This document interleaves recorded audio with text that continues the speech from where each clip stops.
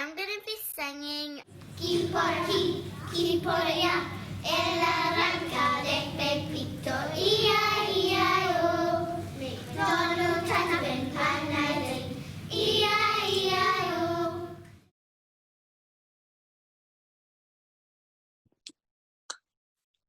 So we are now on stage 1 of the project. In the calendar, this was marked as an old school in-class activity. It can take 1 or 2 sessions, depending on what type of responses you obtain and how you embed it within your planning. And in stage 1, what we are focusing is on identity as a fluid concept, and languages being part of our identity. I'm going to show the materials, and we are slowly going to work through them and see how we did it. It is important to highlight that these are just ideas, suggested activities, where translanguaging activities have been planned for. You know your groups, your pupils, your classrooms better than anyone. So you might find that some of this is not appropriate, achievable, that it can be improved, of course. The guide is, and the PowerPoint and the worksheet are editable, so you can take this as your starting point, or you can teach them as they are and don't give yourselves more work if they are suitable for your needs. Okay, so I'm going to share the screen again.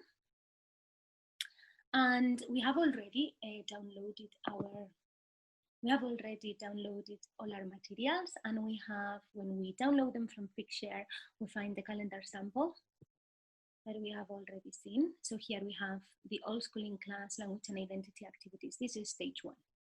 Stage 2 is in green, is the multilingual performance collaborative work leading to the creation and design of the multilingual performance, and then stage 3 is the multilingual performance itself. Okay, so going back to the materials, I go to prep activities, and here the folder is subdivided into lower primary and upper primary. What I can share with you is that these were intended for so if I do this, I need to stop sharing. So I'm back, I'll show you in a minute.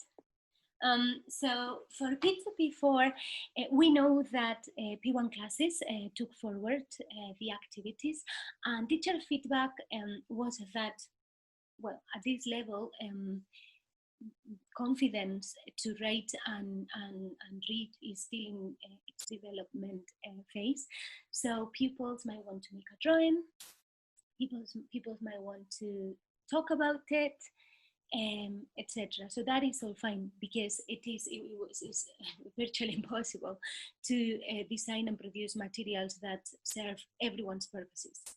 In the same way, the extension, some of the activities do suggest extension work for those pupils who might finish really fast and want to do something else. So I'm going back to share the screen, and in this Finder, I do have the teacher's notes, the worksheet, and the PowerPoint. First of all, I'm going to look at the teacher's notes, because in the teacher's notes, I have everything I need for the entirety of the project. So I have an introduction to language and identity as a theme. I do have a short description of what is translanguaging, what are the benefits of adapting and implementing translanguaging pedagogies, translanguaging in action, and then the learning outcomes aligned with, to which, of course, the activities aligned to. Then I have the suggestions to use the PowerPoint presentation and the actual PowerPoint with the notes. So in every slide, which I'm going to show now as well, in every slide, there are notes under the PowerPoint. So these notes are also on the guide. Some people might want to print the guide or to have the guide displayed in a screen. Some others will work on presenters mode on the PowerPoint. So with that side of things, we try to be careful, or and present it in different ways for teaching. So I have also the teacher's pack, what the teacher pack contains, and all this part that I'm not really focusing on just now. So here I have the PowerPoint, all the words are stated, and the suggestions. So we do know that the PowerPoint portrays two non-gender characters from outer space, and they speak different languages. They share one language, but one of the robots is bilingual. All the slides have the autoplay set in, and there are also suggested times to implement the activity. So here you have the same explanation on slide 1 that you find in the actual PowerPoint. Yeah, okay, so in the same in here, if I have the slideshow on presenter's view, bear with me, please. The same information that I found in the guide, I have it here in the notes, okay? So I think that, yes. The other thing that the folder contains is a worksheet. In this worksheet, the characters invite you to reflect on different, well, to answer different questions. For example, the food I love. So in my home language, my favorite food is tortilla de patatas.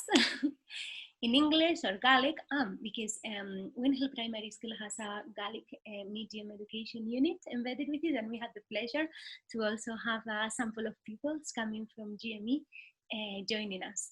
So that's why you will see Gaelic, because it was English medium education and Gaelic medium education in the skill.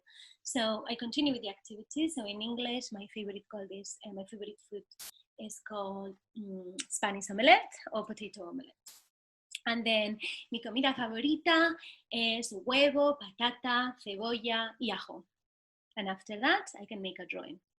If the level of writing and reading of your pupils is not at the level to be writing this, then you just go on to the drawing. And after having an oral verbal conversation, answering these questions.